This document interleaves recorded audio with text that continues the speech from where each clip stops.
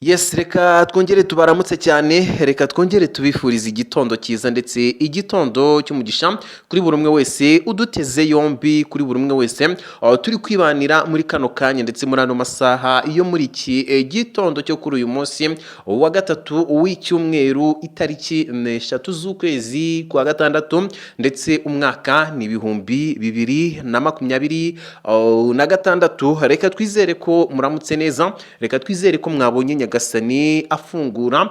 Nk'ibisanzwe rero reka tunabonereho tubahe ikaze irambuye cyane ku makuru akomeye cyane tugiye kuba twabagezaho. Murabizi ko gahunda aba ari amakuru ku gihe, mugiye kunyemera nk'ibisanzwe twibanire ku kibuga cy'imirwano mu burasirazuba bwa Repubulika ya Demokarasi ya Kongo, turebere hamwe mu by'ukuri uko biramutse, turebere hamwe uko situation iramutse ku kibuga cy'imirwano. Hanyuma mbere yo kwinjira mu makuru nyiri zina, inyeshyamba za M23 ziherutse gutangaza ko niba FARDC ikomeje kugaba ibitero bya drones ku bice igenzura ngo izatangira intambara ikomeye kurusha izo yigeze kurwana mbere.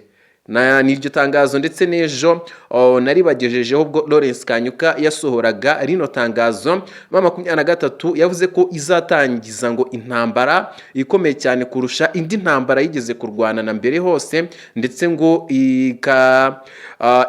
ikarasa bano basirikare barwana ku ruhande rwa leta ya Kongo ngo ikabigiza inyuma bakarenga no mu birindiro bari barimo. Hanyuma iryo tangazo ryatumye abantu benshi bibaza niba koko uyu mutwe uzashyira mu bikorwa ibyo uvuga cyangwa se niba ari uburyo bwo gutera ubwoba abo bahanganye. Ndaje tubigarukeho impamvu wenda ntangiriye kuri rino tangazo, ndagira ngo tugendane. Hanyuma nyamara ibikorwa biri kubera ku rugamba biragaragaza ko FARDC idatewe ubwoba n'ayo magambo, ahubwo yakomeje ibikorwa bya gisirikare ku mirongo itandukanye y'urugamba, harimo no gukoresha drone mu kugaba ibitero ku birindiro by'abanzi. Reka hano tugendane neza.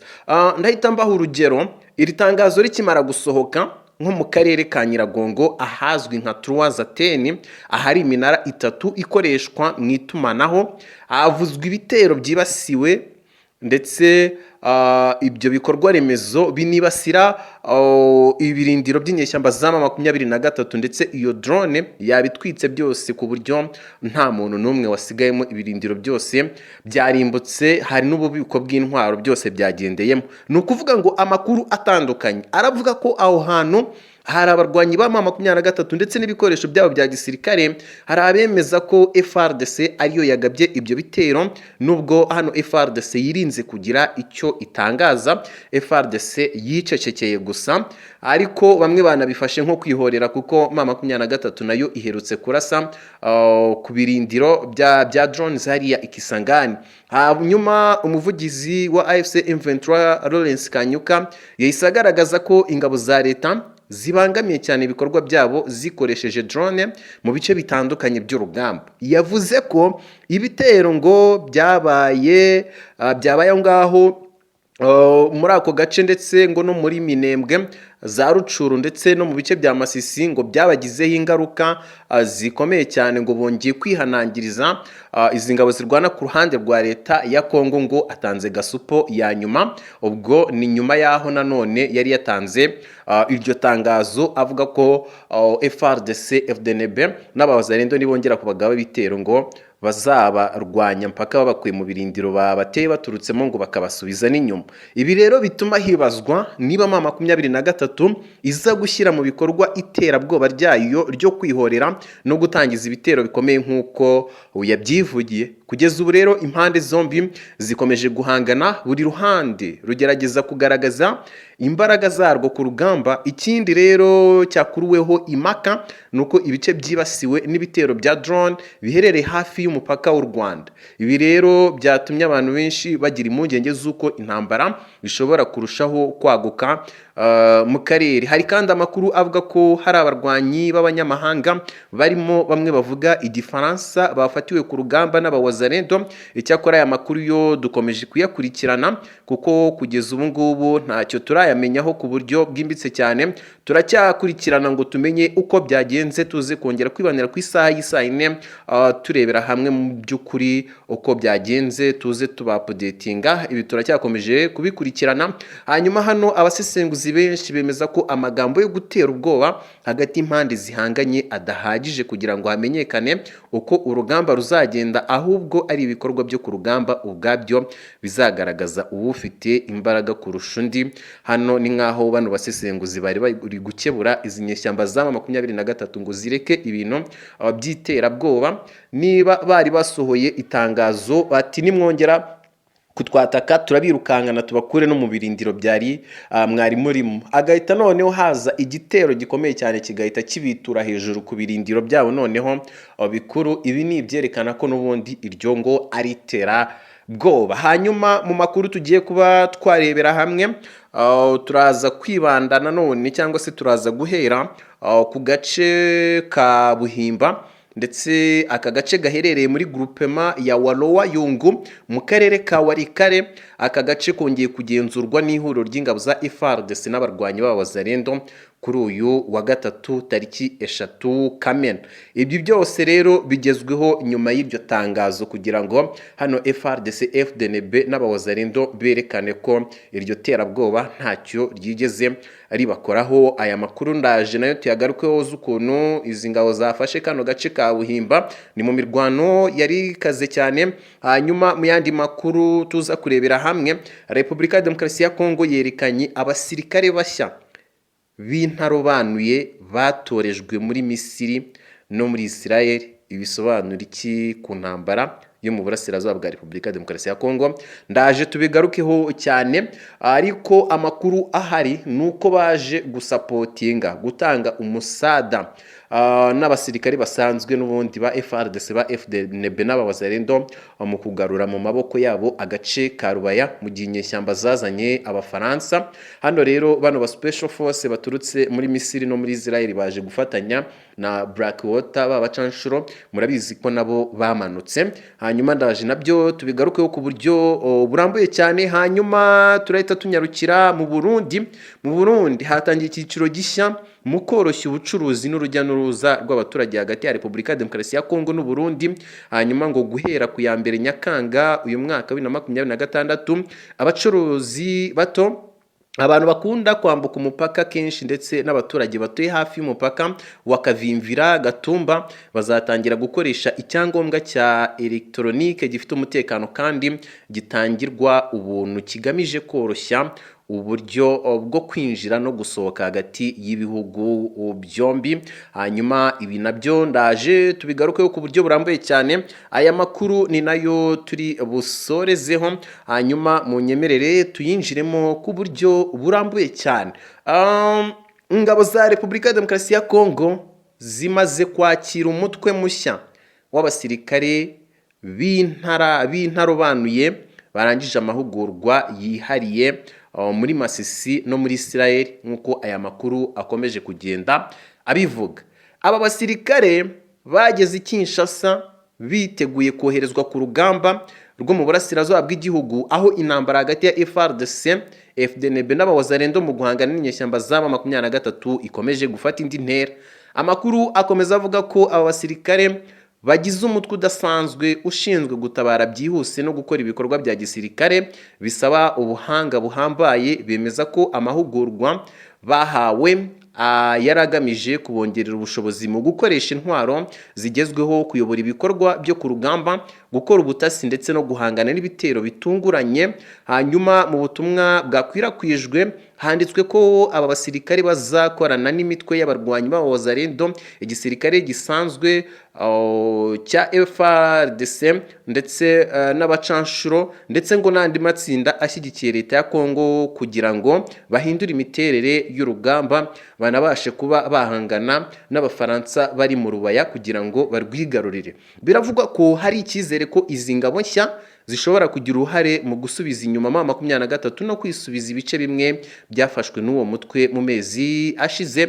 Aha niho havugwa rero amazina y'uduce twinshi two muri Kivu y'Amajyepfo n'iy'Amajyaruguru, harimo agace ka Rubaya, harimo aka Makobora, harimo aka Ruwanga, harimo aka Katongo, harimo aka Kirungu na Munanira, hakazamo Goma na Bukavu. Biravugwa ko rero ngo ibikorwa bya gisirikare bigiye kongera gukomera cyangwa se kwibanda muri ibyo bice, ndetse ko hari gahunda yo gukomeza igitutu ku mitwe irwanya leta. Birazwi ko ngo ku myaka yashize Repubulika ya Demokarasi ya Kongo yakomeje gushaka ubufatanye n'ibihugu bitandukanye kugira ngo yongere ubushobozi bw'ingabo zayo mu bihe bitandukanye. Abasirikare ba Kongo rero ngo bagiye boherezwa mu mahugurwa hanze y'igihugu, haba muri Afurika no mu bindi bice by'isi. Ibikorwa mu rwego rwo kongera ingabo ubushobozi bwo guhangana n'ibibazo by'umutekano byugarije igihugu.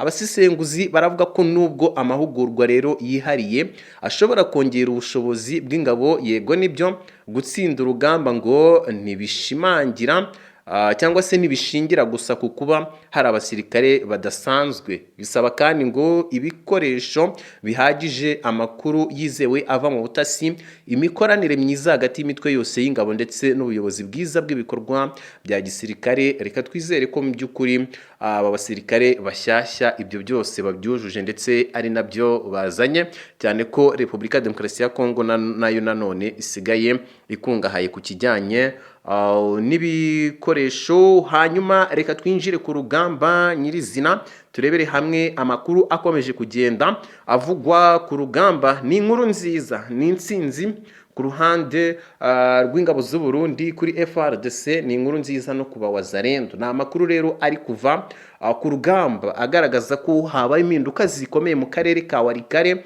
aho ihuriro rya FARDC wazarendo na FDNB ryatangije ibitero bikomeye byagize ingaruka ku myanya yari ifitwe na M23. Reka tubigarukeho. Hanyuma tugarutse ku gace ka Buhimba gaherereye muri groupement ya Walwayungu mu karere ka Walikale, ni kamwe mu duce twari twarafashwe nk'ingenzi cyane ku mpande zombi, uretse kuba kari ku nzira zifasha kugenzura ingendo hagati ya Walikale na Masisi, ndetse ngo kari gafite n'agaciro gakomeye mu bikorwa bya gisirikare kubera uburyo gashobora gukoreshwa nk'ikirindiro cyo guteguriramo ibindi bikorwa byo ku rugamba. Ni ukuvuga ngo iyi mirwano yahereye mu ijoro ryo ku cyumweru rishyira ku wa mbere, ndetse imirwano ikomeza igeza no ku wa kabiri. FARDC, FDNB n'abawazarendo batangije igitero cyagutse ku birindiro bya M23 aho ngaho muri Buhimba. Abaturage bo muri ako gace bavuga ko urusaku rw'imbunda n'ibisasu rwumvikanye ijoro ryose.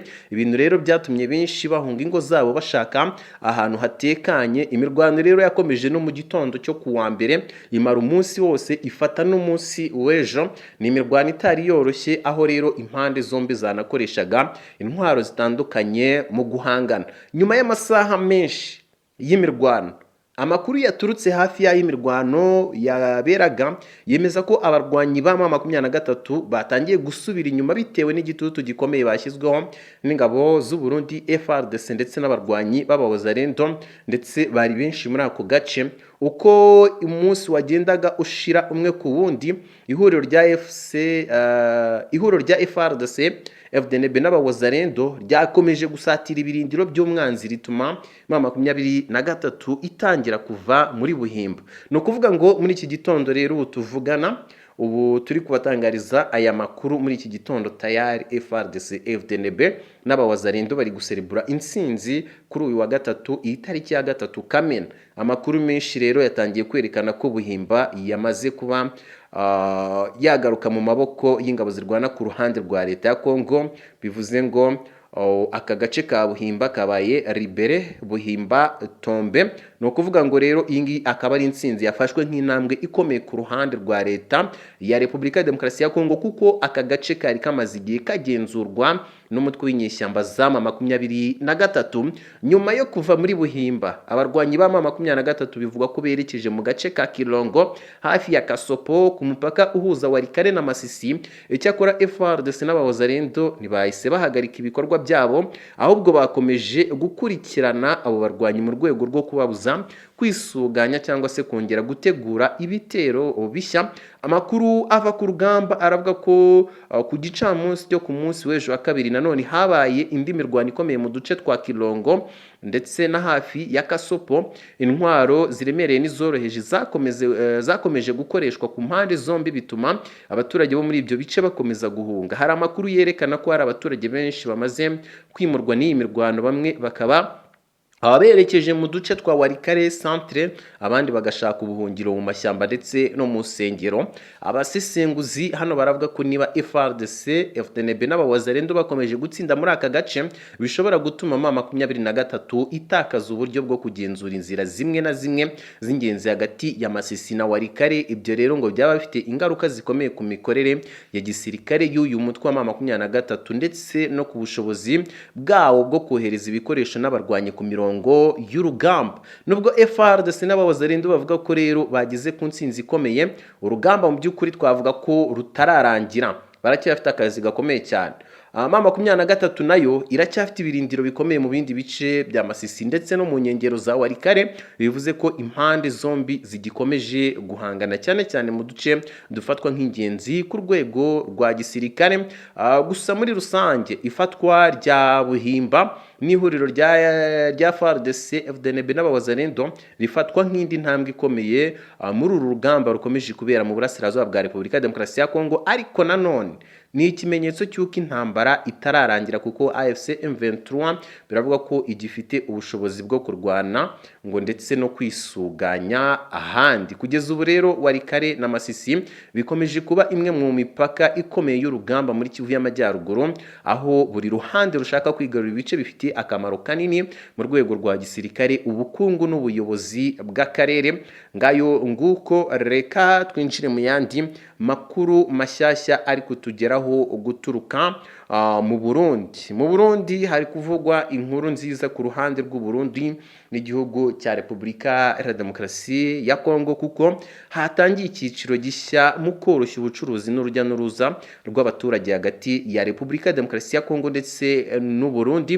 Ni ukuvuga ngo guhera ku itariki ya 1 Nyakanga uyu mwaka w'ibihumbi 2026, abacuruzi bato, abantu bakunda kwambuka umupaka kenshi ndetse n'abaturage batuye hafi y'umupaka wa Kavimvira Gatumba bazatangira gukoresha icyangombwa cya electronique gifite umutekano kandi gitangirwa ubuntu, kigamije koroshya uburyo bwo kwinjira no gusohoka hagati y'ibihugu byombi. Iki gikorwa rero gishingiye ku masezerano y'ubufatanye yasinywe hagati y'urwego rushinzwe abinjira n'abasohoka muri Repubulika ya Demokarasi ya Kongo DGM n'inzego zishinzwe abinjira n'abasohoka mu Burundi. Ku ruhande rwa Repubulika ya Demokarasi ya Kongo, icyo cyangombwa rero kizitwa Jedo de visite transfrontalière, naho ku ruhande rw'u Burundi cyitwe Ujirani Mwema, bisobanura ubuturanyi bwiza.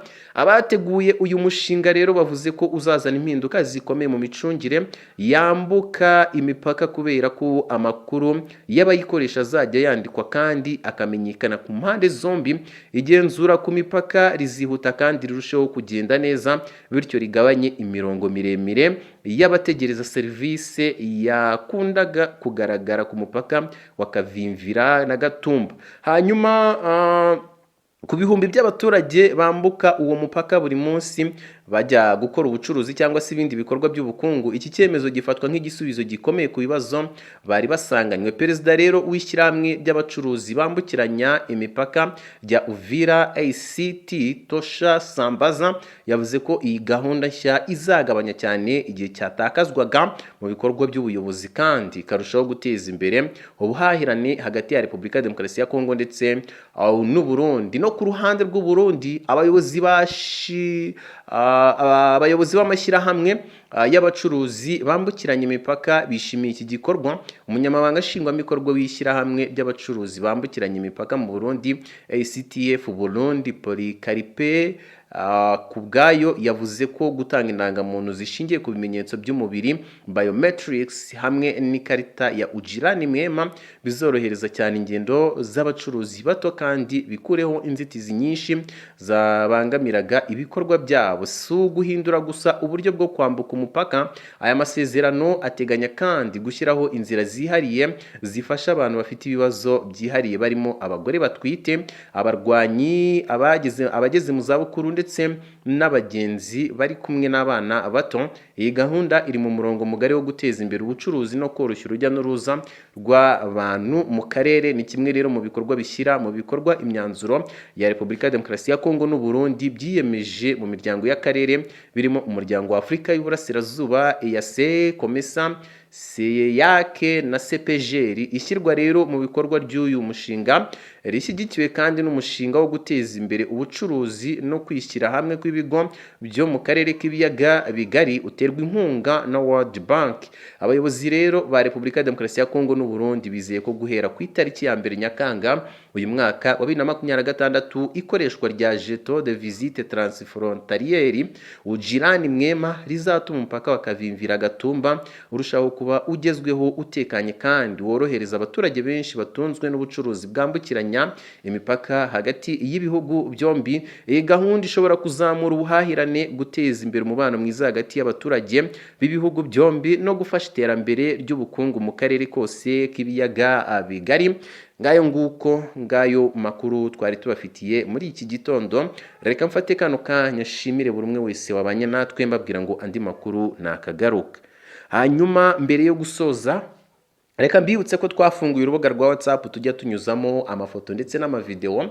Akaba ari amafoto n'amavideo aba yaturutse ku rugamba mu burasirazuba bwa Repubulika ya Demokarasi ya Kongo. Hanyuma kwinjiramo nta kundi rero, uragenda hari hasi muri comment mu gice cya komanteri urebemo link na pininzemo, uragenda uyikandeho urahita winjira muri group yacu ku buryo bworoshye cyane. Hanyuma uzajya ubasha kubona amafoto ndetse n'amavideo, ubashe kubona ukuri kuzuye kuba bigenda bivugwa ndetse binatangazwa, ubashe kubona ukuri kuzuye kubiba byabaye. Si ibyo gusa, si amafoto n'amavideo gusa, kuko ni group ngari, ni group irimo ingeri nyinshi z'abantu bagiye batandukanye. Harimo abarundi, harimo abakongomani, harimo abagande, harimo abanyarwanda, harimo n'abandi benshi baturutse mu bihugu bigiye bitandukanye. Dusharingamo n'ibitekerezo. Nkangira kuri iyo link rero uhite ujoininga ku buryo bworoshye cyane, kandi nongera kugusaba ko niba uri umushyitsi hano kuri uno muyoboro w'amakuru cyangwa se niba ari ubwa mbere tubanye, nkandira kuri subscribe cyangwa se kuri sabone, uraba uduteye inkunga ikomeye cyane, uraba uduteye inkunga ihambaye cyane. Ngayo nguko mukomeze kugira ibihe byiza, Nyagasani akomeze abarinde, turabakunda cyane. Nge wari kuri micro ni 6berry official nk'ibisanzwe.